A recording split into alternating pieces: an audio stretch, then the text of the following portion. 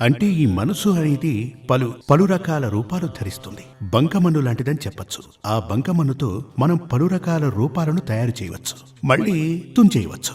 మన మనసు కూడా అలాంటిదే. మరో విధంగా చెప్పాలంటే మనసొక మాంత్రికుడని చెప్పవచ్చు. అంటే మనల్ని బాధ పెట్టేది, నవ్వించేది, చింతింపజేసేది అంతా కూడా మన మనసే. అటువంటి మనసుకి కారణభూతుడైన వాడు, దాన్ని బేస్ చేసేవాడు మనోకారకుడు చంద్రుడు. జాతక ప్రకారం చంద్రుడు శుభస్థానంలో గనక లేకపోతే, చంద్రుడు నీచ స్థానంలో గనక ఉంటే, ఆ చంద్రునికి బలం లేకపోతే గనక ఇతని మనసు గాలికి వెలిగించిన కాగడ అవుతుంది.